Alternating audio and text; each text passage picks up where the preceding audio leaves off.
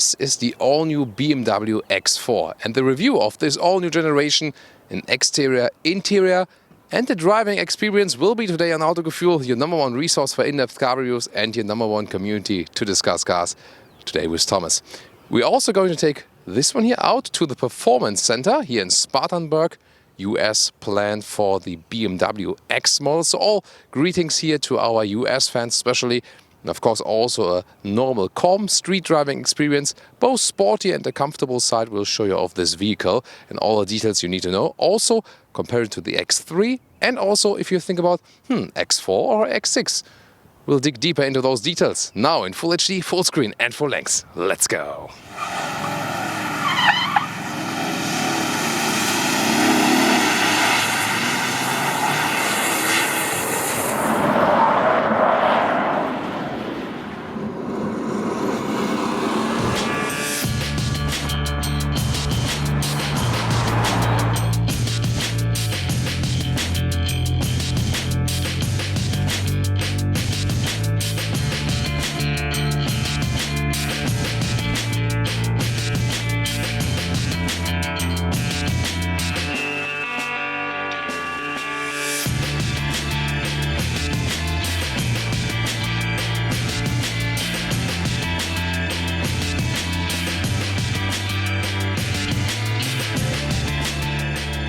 We will have two cars in different lines and specs and colors, also interior differences, very exciting for you. In the front, BMW uses an even stronger double kidney, here also with adaptive air intakes. At the moment they are closed and just opened on demand. This is actually increasing the wind efficiency if they are closed. Then also no number plate here today because we're still here on the BMW planned surfaces, and you know, some US states you don't need it. Unfortunately in Germany we also always need front number plates. Then those headlights are drawn horizontally, all LED, and those ones here are also the adaptive LED. They also turn then in the corners. Also strong air intake here in the lower part. This one here is the M Sport line, so you get the base X line so called. Then we have the M Sport and M Sport X. How they differ I will also tell you in the side profile. 4.75 m or 15.6 is the total length of the new X4. It's about 8 cm longer than the previous generation, now coming closer to the X6. However, the X6 will still have a longer trunk, we'll soon compare that. Then, as I said, is the M Sport line with M badge right there, and we also have blue brake calipers as a contrast. 18 to 21 inch are the rim size. Those ones here 20 inch, already pretty massive. And here in this sporty M line, you also have the wheel arches and vehicle color with the base trim, or the X line or the M Sport X. The M Sport X is basically the sporty line, but then again made crossover look. So in most other variants you have the wheel arches then in the plastic crossover fender look. But here the sportiest line is in vehicle color. Also then here with contrasting mirror caps, black frames around the windows. And then of course the special thing about the X4, this coupe style in the rear window graphic, also with a falling roofline in comparison to the X3. Other than that, both cars have the same platform, are basically the same cars. But this one here just set out sportier, also technology-wise, suspension-wise. The base steel suspension is already like the X3 M Sport suspension, so stiffer laid out. And then your option, you can also get the adaptive suspension, which we will test today. What do you think? I want to hear your comments. X4 or X3? What's your favorite? And now to the rear, which shows design-wise the biggest difference to the previous generation with those way slimmer and more horizontally drawn tail lights. You can also see the daytime running light signature at the moment. And to me it looks a little bit more subtle overall in this rear area. And I think I like the design change, so to me a little bit more beautiful than the previous generation. What do you think? Would be looking forward to your comments right there. As we have the M Sport variant, we also have a stronger lower part and a contrasting grey color right there. And now the fake exhaust, check. Well, this one is indeed a complete part. The outer tip, of course, is just, a wider area, but it's definitely connected to the actual exhaust pipe. So I think this one then is check. And to open the hatch you can either use the key, you can flip this BMW logo, or you can use this optional foot opening mechanism. Works pretty flawlessly. Really good how those systems have evolved. The electric tailgate itself, by the way, is standard here with the X4. Good that they have made that standard. And 525 liters up to 1430 liters. That's 30 liters more than before. So a little bit gain also in the trunk capacity. We'll soon take a closer look at that one. But let's first test the child safety. I think that's also proof in this respect. So we like this electric tailgate.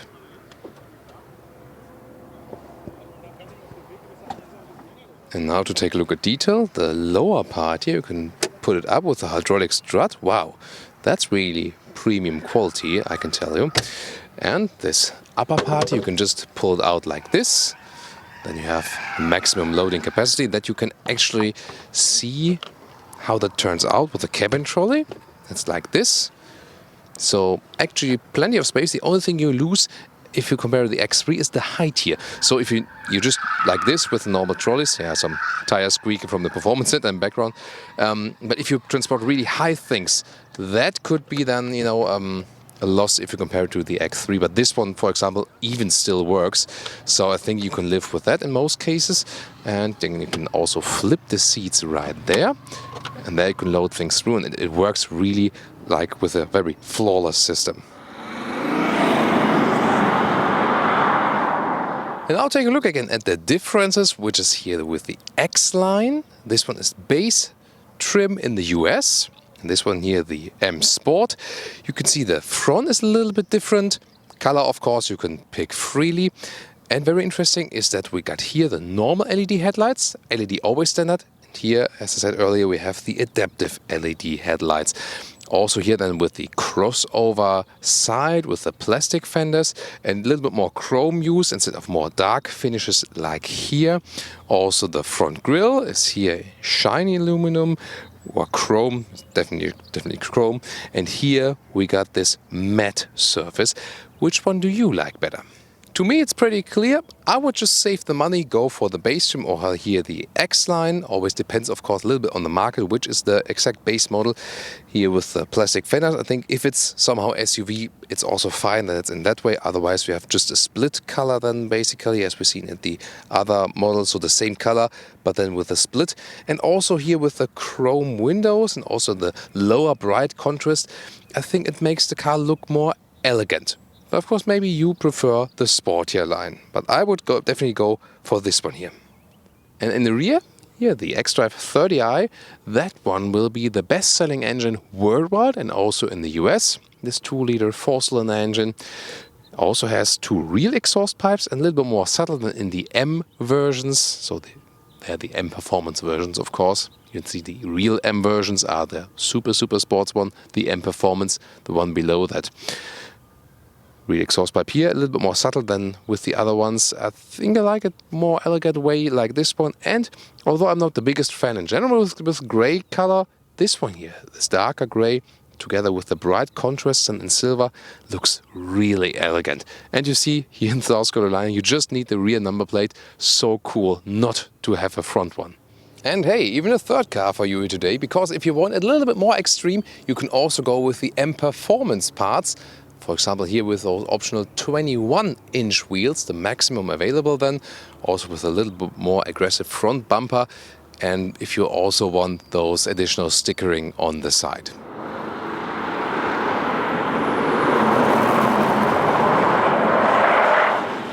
For the engine lineup, you get a 2-liter 4-cylinder or 3-liter 6-cylinder, both for petrol and diesel, and both petrol and diesel also get the newest particle filters.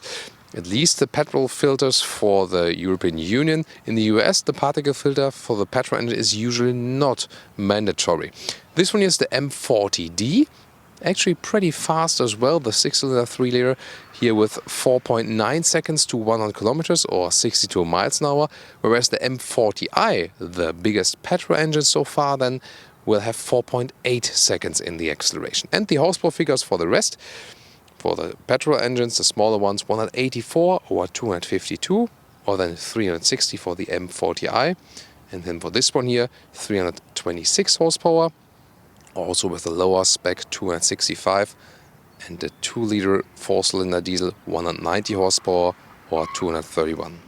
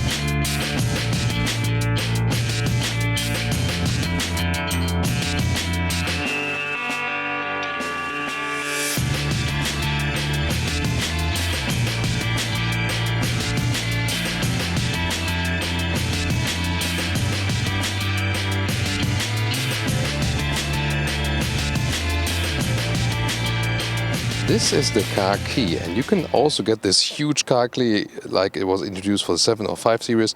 We can also see the range or the window information, but I think a little bit over the top. The normal one is also totally okay. You can also use the keyless entry function. So just put your hand in here, then the door opens. And strangely, usually you would put your hand outside and it closes, but that's not the case. You just put your finger here a little bit on the inside and then it closes again. Not sure why they've done it that way. So, and then interesting things also at the inside of the doors. First of all, if we look here, there's a leatherette cover here, everything wrapped tightly, very well constructed. This is a kind of aluminum look, but it's not aluminum. And then in the lower part you can see you also have space for bigger bottles right there. Interesting also with this X logo, that is nicely done. I like those small details right there. And then when we take a look at the very, very lower part of the door, you can see it here. Usually at a lot of new cars you see a plastic lip, which then protects the interior from additional mud, especially in the area right here. But they have another system. You can see that the door goes inside here. So that's the reason they don't use an outer rubber lip, because you have this gap. And then when the door closes there, you can see the door goes inside this one. And that's the reason why they can go without a rubber lip, and the building style itself protects it. Here the M40d, so sporty variant again, the M Sport line with the M Sport steering wheel. Also leatherette dashboard with the red contour stitches. Soon more about those digital gauges. And seats, those ones are the optional all animal skin spec, but you can get a fabric spec also in different markets, or in the US we also expect a Sensatec, so a leatherette if you want to go without animals. The lower part you can also lengthen right there for taller people, and also electric support here, but of course those are already the more evolved optional seats. And let's get inside. It's the same in the X3, so you have this upright SUV seating position. However, the window line is a little bit slimmer, so it already feels sportier here in the X4. This is definitely also the biggest differentiation. It just depends on what you want. More, let's say, more comfortable, evolved feeling in the X3, classic SUV, or the sportier styling, the mix between coupe and SUV. Well, and seat can be electronically controlled, as said. When I have it in the lowest position, me as 1.86 m or 6'1", still have plenty of headroom left. If you want a panoramic roof, this is also possible. This one will reduce the headroom. Steering wheel can be adjusted manually like this, also in a wide reach, so that's quite interesting. Also that the M steering wheel, it's actually good to handle, but it's not really symmetrical in a way that it's a little bit oval in the top part. It's always a little bit irritating if you step in for the very first time. But overall, you get a comfortable feeling also for longer term run. We'll soon show deals about head-up display, instruments, and also the central infotainment system. And by the way, not to forget, in the X5, the all-new X5 episode, we had seen those inside door parts at one vehicle. This was pre-production, just to tell you again, we had the discussion about that. So in a BMW also we see the full structured inside of a door. This is the interior overview with some contour stitches. You can see it right there. Horizontal layout overall. Again, sporty design. But I think it's a little bit cluttered, so a lot of different elements. I think the design should give you some more cleanness, and I think that's lacking a little bit. Then the climate unit only appears when you turn on the engine. So you can hear for the temperature. I still like to have the separate knobs right there. The CD player, some really like, you say, I'm a music fan and I really need a CD slot. Some others say, let's save this clutter. It really depends. You know, what's your take on that? Then what's interesting, you get different setup here for the two screens. Here it starts with a 6.5. This one here is the optional 10-inch. And on the left side, it starts with analog gauges and then the optional 12-inch digital gauges. So we take a detailed look at that. Then here again, this oval form of the M Sport steering wheel. And in the lower part right there, we get another M logo. A huge middle console cover where we can then have the inductive charging of a smartphone or also with a USB plug. And also adaptive cup holders next to the automatic transmission, which does a very good job, I can already tell you so far. This hasn't been changed, and driving modes, I will talk about that. Also how that controls the rear differential lock when we drive the car on the racetrack. And as for the digital gauges, you can see that only when you start the ignition, then you can see them. Right side RPM, left side speed, and also digital information, for example distance, or also the consumption will be displayed then in the middle part. But as I said, you can also still get analog instruments as base model.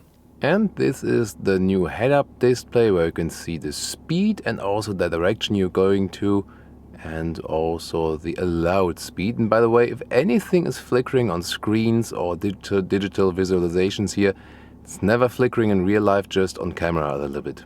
And if we take a look in detail at the infotainment screen, yes, you also have the touchscreen now finally, and then you can go to the different menu levels right there. Sometimes it's a little bit deep in the menu, so that gets a little bit complicated. Mobile devices, either with Bluetooth standard, or you can also optionally get CarPlay. And unique selling point is that the CarPlay is also working wirelessly, and that's of course pretty cool. If you have wireless CarPlay and then put it in the inductive charging platform, then you're actually free to go with your smartphone. And you can enter the address right there. Map, let's take a look at that one.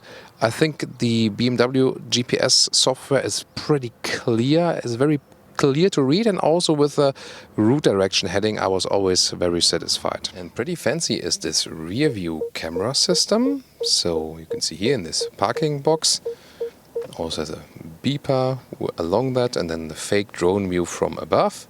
So you can really see how to get in and out properly of this whole box.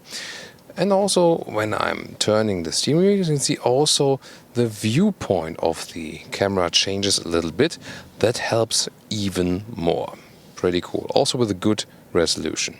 In the middle console you still have this turning and pressing knob. You can also write for addresses there, like write the letters when you put in an address. So this is for controlling it while driving, for example. When you're standing still, the touch function is easier. And then properly attached is this quite big middle armrest, where you then have some more room inside and another USB supply. Let's get in the rear compartment, which is really exciting. Well, you can see the entry here.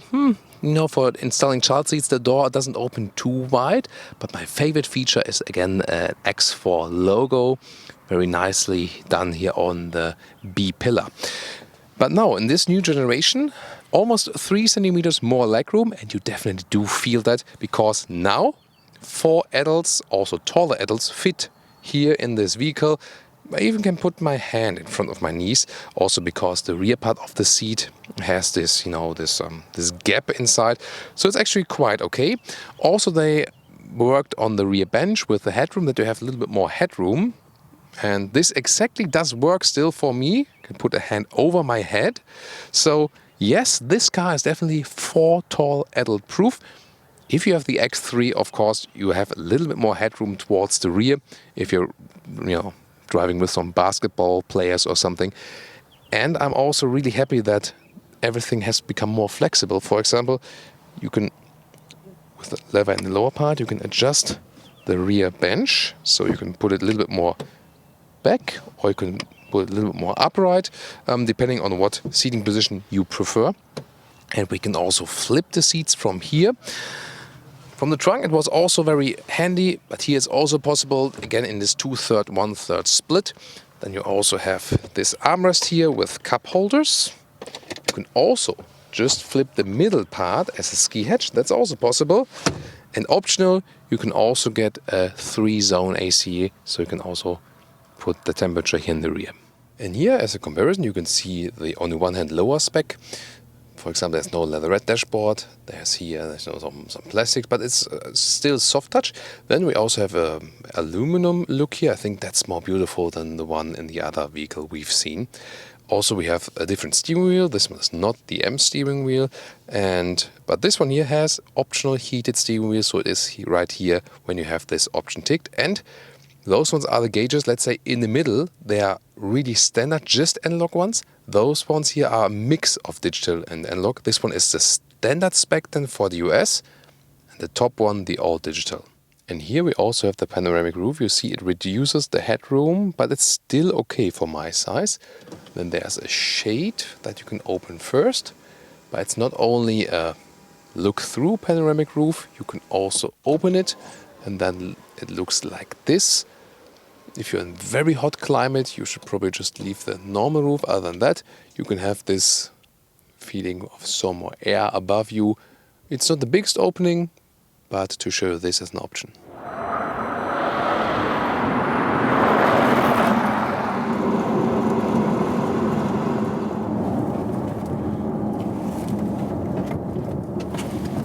So guys, if you ever wondered how an X4 is doing on the racetrack, that's how it does with the M40d. Of course, we have a better acceleration than we had in the 30i. The same with the M40i, so 1.5 seconds faster to 100 kilometers or 62 miles an hour. Very powerful, and for a diesel we also get a nice sound. Of course, this is also due to the sound actuator here that gives you sound in the interior.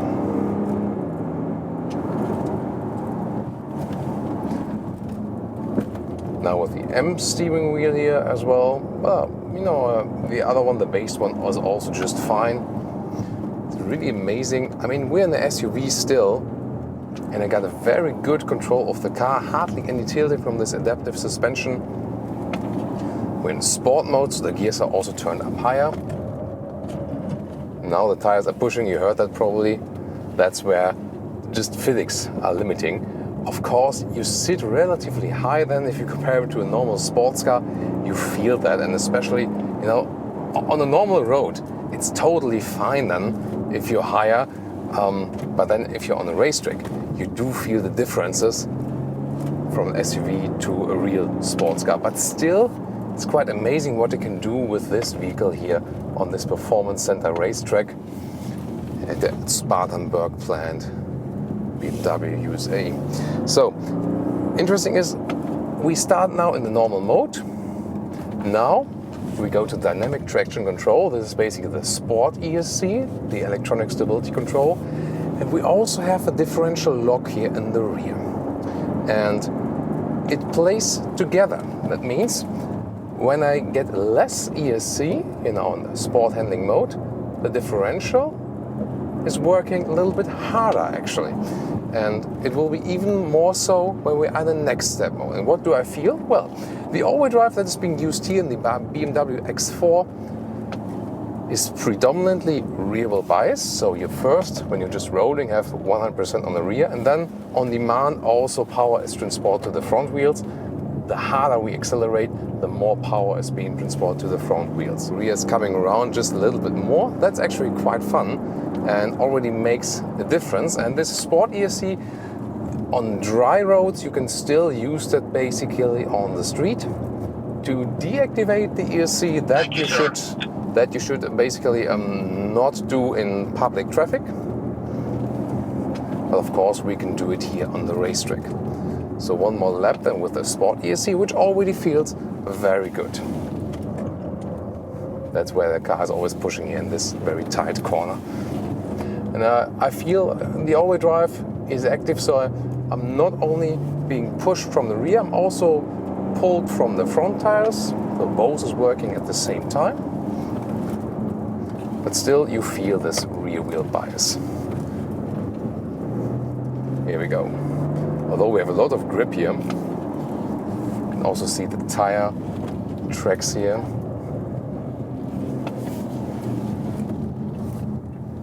And that's also a difference than to an X3, so you feel that this one here, especially in the M40d setup, has really a very sporty orientation. So, and now we hold down the ESC button.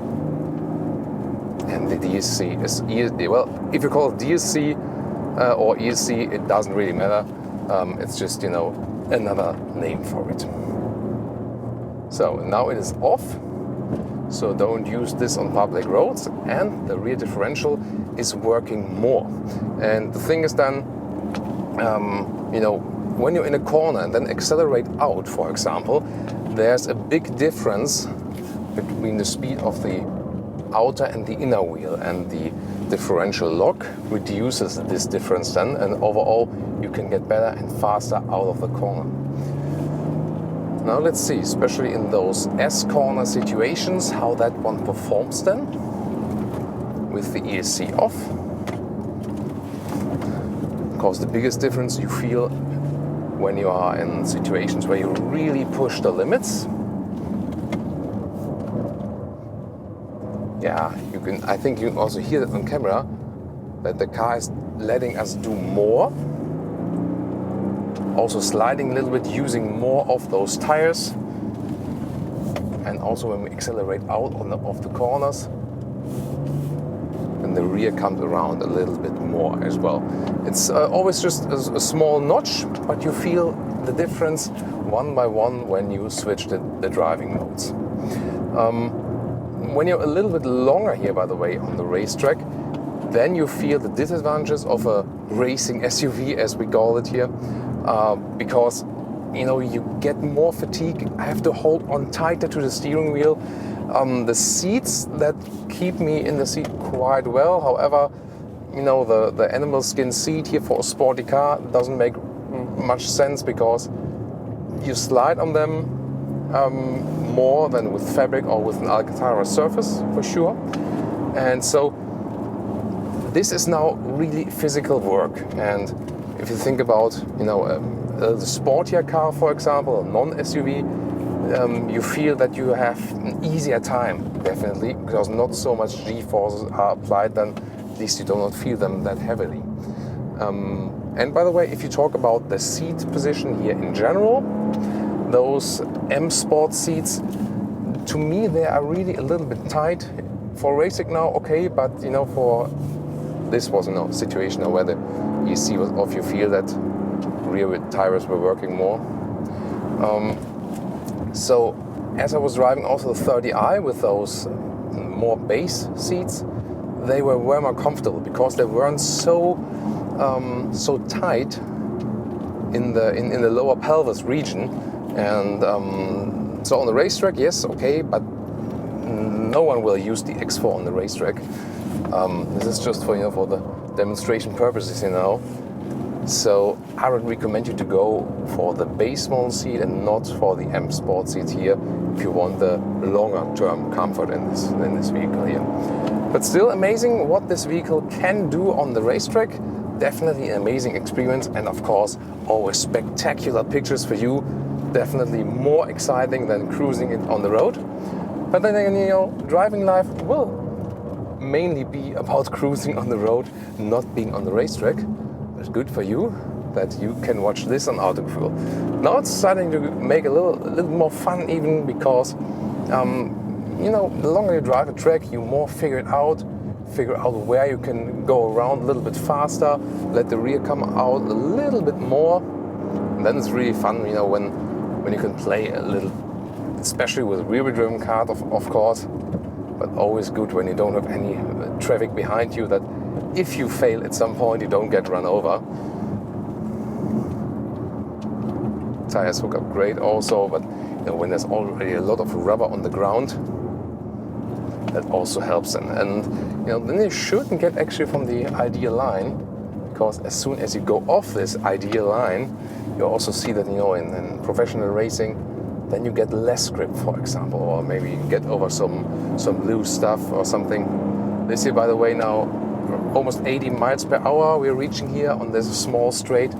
And noise insulation wise, I mean, we hear this sound actuator from the engine, but other than that, great noise insulation. I think I can prove that again, even here on the racetrack.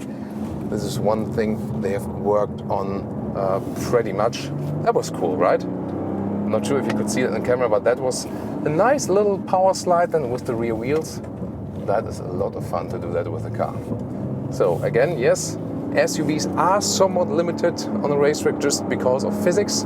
You should not compare them then with a real sports coupe. This will still do better on the racetrack. But considering the building style of the car, I think at this given moment they got the maximum out as for the sporty performance. And now just some more corners for you to enjoy with the sound.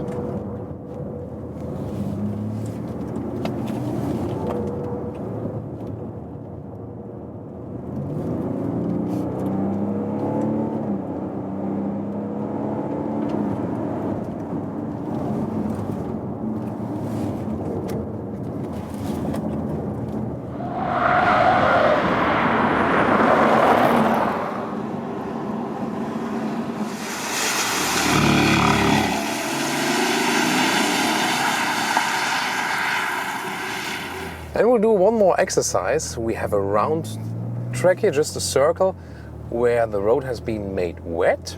And what we can experience here again is the difference in ESC mode. We start in normal traction on mode. We go about 40 miles per hour. And you can see I stay connected to the road. If I would push the boundaries here a little bit more,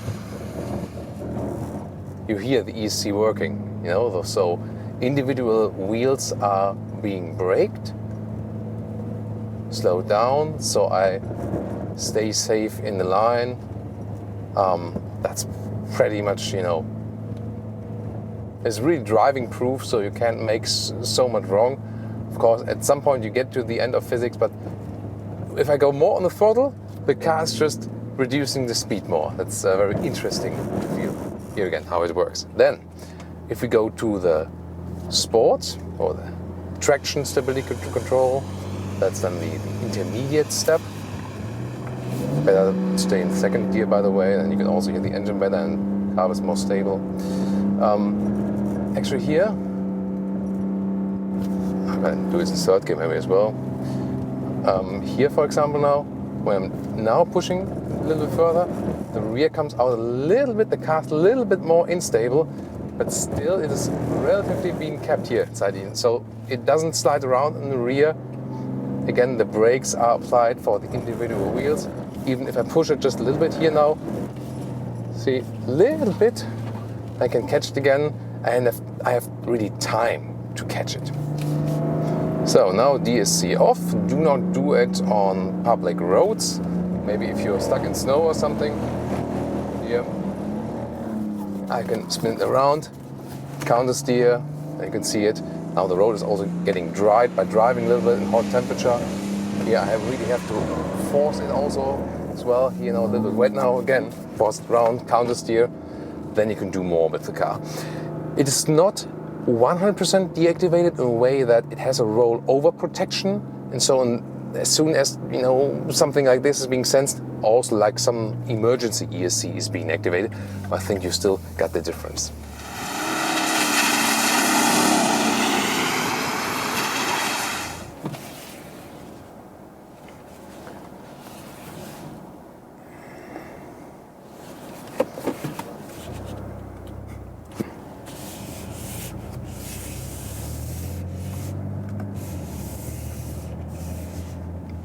And once more with water on now to get it even a little bit wetter, to have some more show effect here, because that looks better. I mean, even because you can see so much. Now when it's wetter, see we have a little bit working more with the car. Whoa. That's cool, you know, when you go through those fountains. But you can see, even if the EC is off here, the problem is it's an all-wheel drive car, and so when I'm pushing, here, I can push it a little more, but always when I'm going more on the throttle, in that the same minute, or same moment, the front wheels are applying more traction, applying more torque, and this is again keeping me in the lane here again. So this way, this corner here, I can push it, and then, see, that is then where the laws of physics are defied, or are not defied, I would say. So you can see there's always a small line and with ESC off, and then stuff like this can also happen. But it's really good to have the possibility here to try it out, and then you can get an even better feeling for your vehicle. But this one here is actually more important to me because it's more important to you. This is here the 30i xDrive 2-liter 4-cylinder with 252 horsepower. The engine that will be the most relevant for most people worldwide, and also especially in the US. And it's probably also the engine I would also advise you to go for, also if you think about price-performance ratio, for example. And I also like to drive, you know, the non-high-spec versions from time to time. When it's available, this car will still be really expensive, no question. However, let's show you the performance here. Let's go to the sport mode and show you the performance of this engine. Let's go.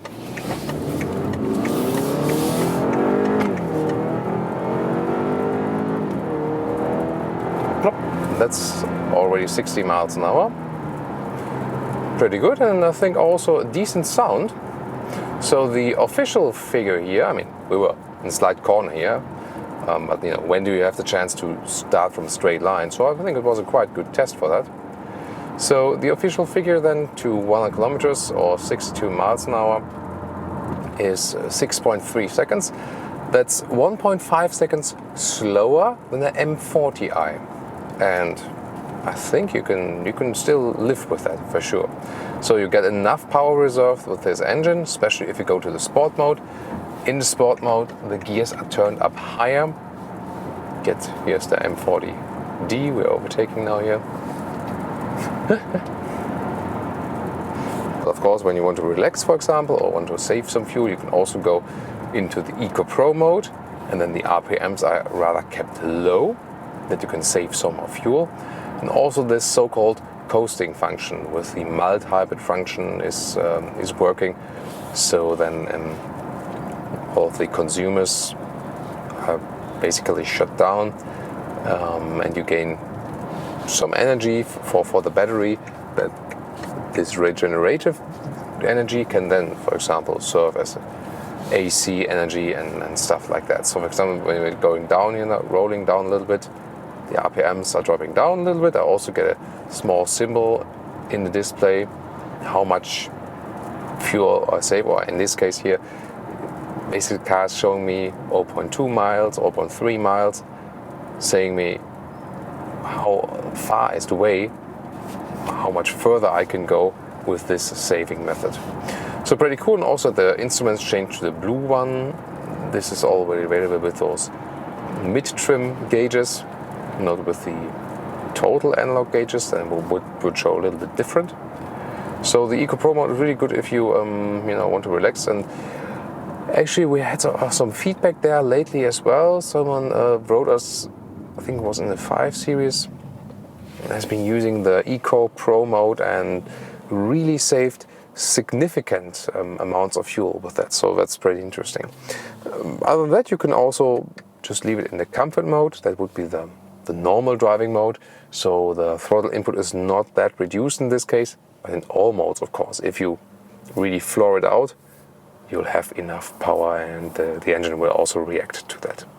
Standing still now here at the traffic light, by the way, the noise insulation is better than in the previous generation. It was already good in the previous generation, but here even better now. For example, also now when a truck is next to us, of course you hear that somehow, but overall it gives you a rather calm atmosphere. And it is somewhat similar when you compare it to a BMW X3, yes, a little sportier look to the front, a little sportier from seating position and from suspension-wise.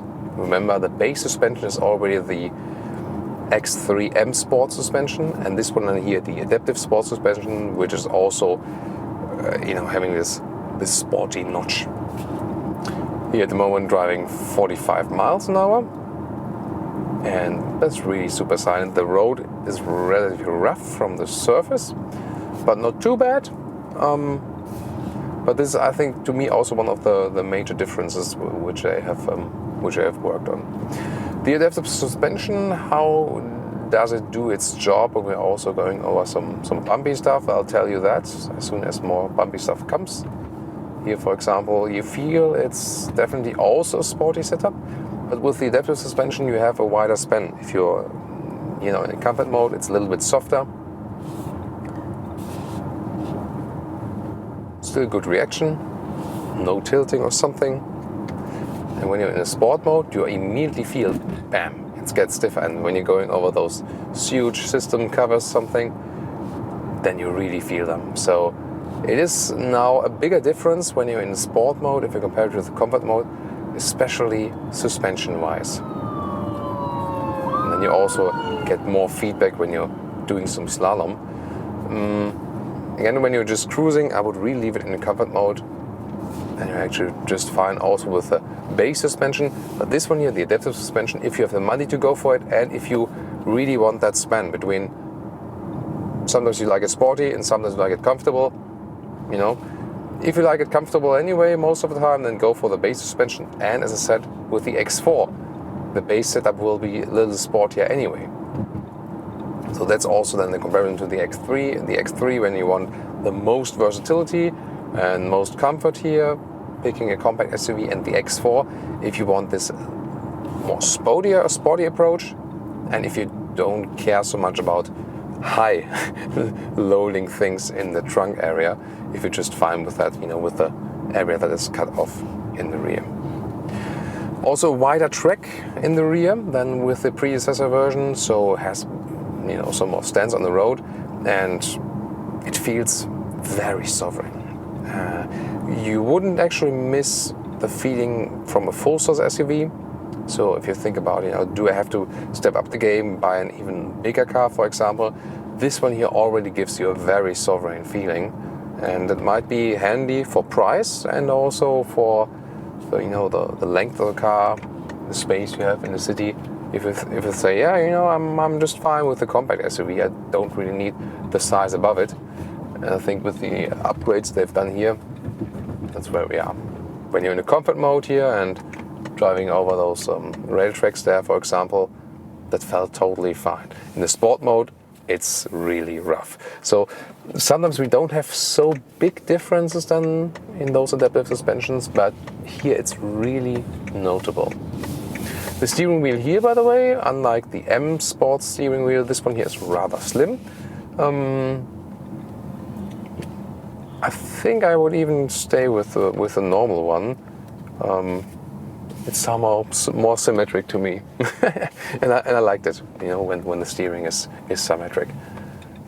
Interesting. This guy is driving with a safety tire, like a safety replacement tire on the left side. It looks weird when one tire is smaller than the other one, left and right. So some city riding here, you feel comfortable, and again, you don't feel too big, as the size is, especially for for the US cars, is not too big actually, and it feels actually also good at lower speeds. Steering wise, actually quite soft then here in the comfort mode, so it's very easy to steer also when you're going in the parking lot.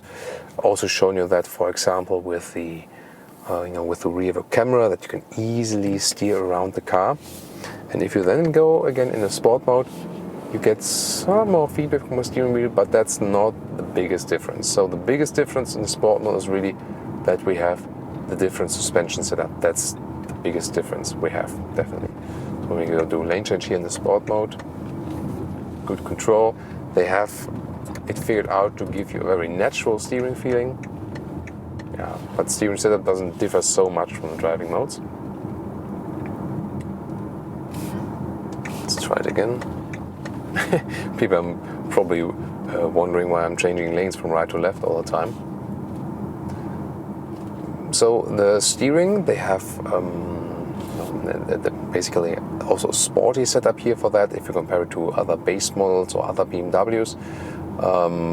But I don't feel that it would be too progressive.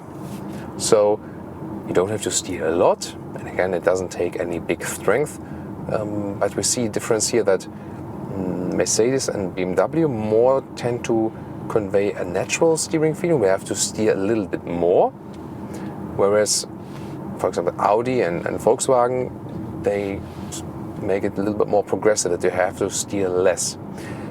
They have already improved that here for the new generation, so you have to steer less if you compare it to the previous generation, definitely. But still, it's different when you compare it to other competitors there. There again, this question is not which is better, it's just what's more suitable to you. I remember driving the M40i in the previous generation, and one thing that was really rougher suspension-wise, so that's also one main thing they have updated here in this new generation. Other than that, if you ask me, do I need to switch to the new generation directly? I would say you can also, take your time, wait a little bit. So it wouldn't be that it's, another world of a car. So if you are at the moment still happy with your current X4 or X3, you're just fine. You can wait until you switch to the new generation. It's not that it would be super, super, super different. BMW won't like me hearing saying that, but I'm also here to save you some money. Especially from some parts where that's getting rough now with the potholes. Sometimes we have this discussion then which options are really totally necessary and which you can leave out, and I hope I can give you good advice there as well. So braking power, also good. This guy decided to take the red light. I rather don't. By the way, the side mirrors, that's always quite weird when driving in a US spec car and you come from a country where the side mirrors are just one-to-one, from zoom, and then here the left side mirror is always in this zoom in mode basically from the mirror. That's pretty weird to look at, and therefore we also have this famous writing, objects in mirror are closer than they appear. But for that they don't have a front number plate, so that's again my favorite for the day. So pretty relaxing in the city. The acceleration was also good. Gauges wise, I would be fine with this one, but also with the manual as well. What about the cruise control? We also have the adaptive cruise control here, so I can set that I don't exceed the speed limit here, for example, and then also the distance to the car in front of me is being kept. I have to turn left, but I just want to show you that the car stops here with the cruise control, so that was not me braking, and then we're stopping. So now I get over.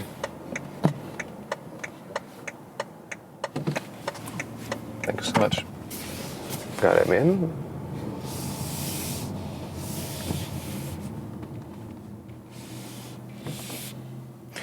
By the way, if you don't want to use, for example, the volume knob, which you can, can change the volume here at the steering wheel. You can reach up to the knob there. You also have the gesture control available here, so I'm not sure if it's handy while driving, then you can do this gesture for... I don't know anything. I just run the department. Then turn it down again. I found actually more distracting to use the gesture than just turn the knob, or especially use it at the steering wheel. But of course the manufacturers want to offer something more technology-wise, step by step in the vehicles. Do you like the gesture control? Then tell me. The GPS again is doing a good job. As I said earlier, I really like the GPS software that BMW has. With the Mercedes software, I often have it that they sometimes miss something, near the motorway, something like they get off too early or too late. That would have been clever if I would have gone to the right lane here now.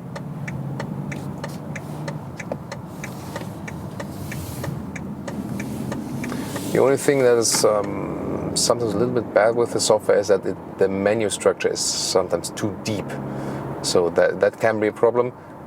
But the GPS, which is to me one of the most important functions in the system, is really cool. And when you have connected your smartphone as well, just put it in there, loads inductively, and also with the wireless CarPlay, that's probably the most comfortable solution you could possibly get. The lane change here. The car really conveys you driving fun, and indeed they have managed to create something between the SUV and the classic coupe, where you would sit in a very low seating position, and more and more people go away from those just classic segments because they say, I want the high entry, the easy entry in the car, I want a higher seating position, which is again more comfortable on the long-term run. If you think about, for example, a longer road trip also. But then with the SUV coupe setup, you can still get this sporty feeling you have in the coupe. And I think it indeed does work with the vehicle. If you still want the higher trunk in the rear, you could still get an BMW X3 and go for a sport suspension then. So that would be the other alternative in this respect. So we're getting a little bit more rural than now. So what is really cool, again, this natural steering feeling, where you think it's not too artificial. It is, of course, with electric help always, but you really get a good feeling for the car. You can see here, there's hardly any tilting from that. So it really feels good that you create this unity between the driver, the car, and the road. And for some features in the clash of the three big German premium manufacturers, each one has their own, significant stance somehow.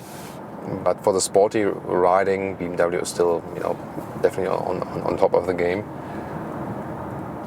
But if you don't pick the hardest suspension, you still can combine this comfortable ride. I had it with the 5 Series as well, where you can, it's an air suspension, although it was just the adaptive suspension, because it was so comfortable at the same time. You just have to be aware that sometimes the sport suspension, like in the X2, that was too rough, So if you go for an X2, the smaller one, do not go for the sport suspension, because that's really too rough. But here in the X4, it's still a good compromise. And together with the engine, you feel that this engine here is actually suiting the car very well. So let's see what we have as mileage here so far. We had this acceleration in the very beginning, and then we were just rolling a little bit and trying to keep the consumption low, more city driving and stuff. And at the moment we are at about 20-21 mpg. This time European viewers have to enter it in Google and do like 21 mpg in was then L/km. And we can also see what's the minimum consumption basically. So if we reset it,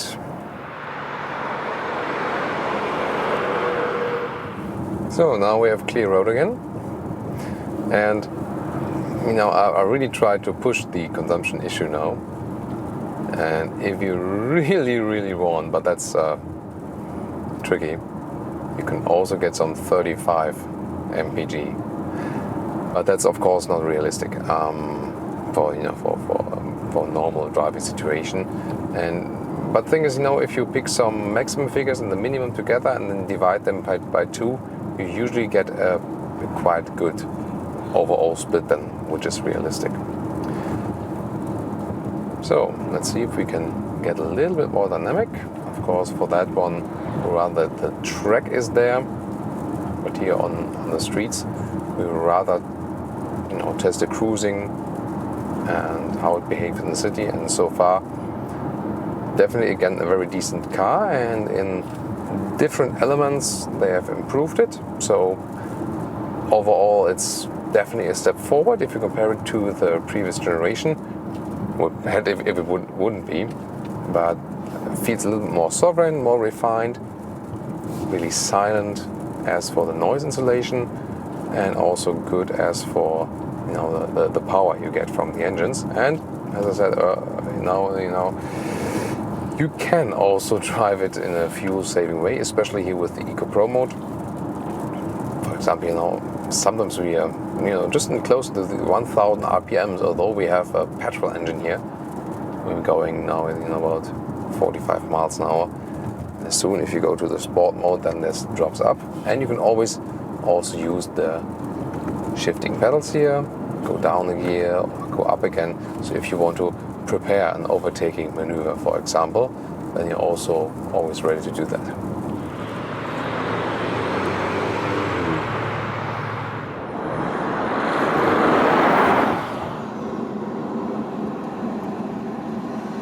And now to our conclusion for today with the all-new BMW X4. Well, we've shown you different versions, different trims, exterior and interior, track with road driving, so different. Also the ESC elements, you see the car is still wet here, although it's pretty dry today.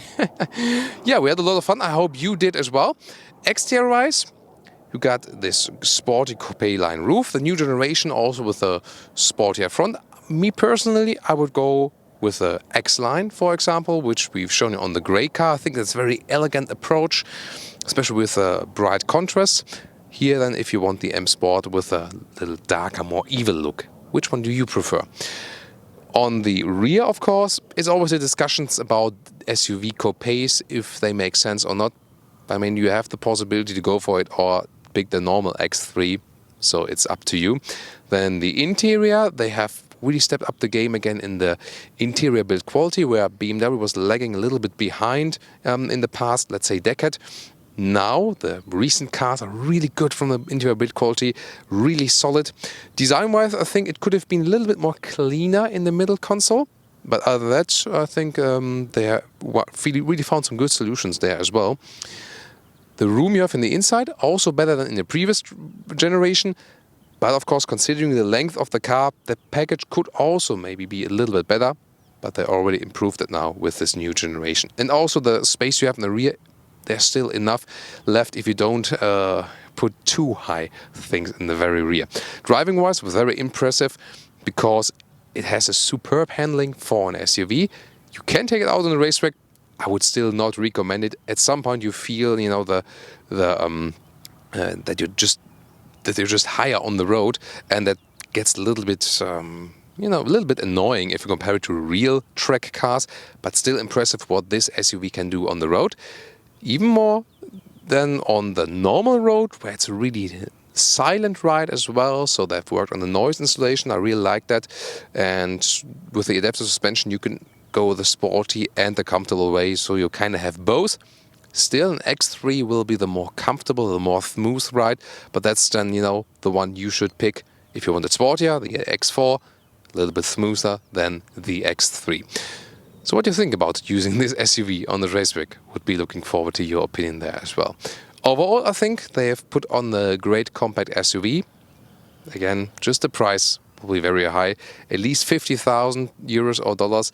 But of course, if you put it like here with a diesel, the 6-cylinder diesels, by the way, 3-liter, they are really good from BMW. They are also among those diesels which really consume just little fuel. We had this 6-cylinder diesel in the BMW 5 Series even, where I could go like 4 or 5 liters on 100 kilometers. That's really amazing. So in this case, I would say a diesel is maybe not a bad choice, because you also have the new particle filters here, and also the SCR cleaning then, which is mandatory then.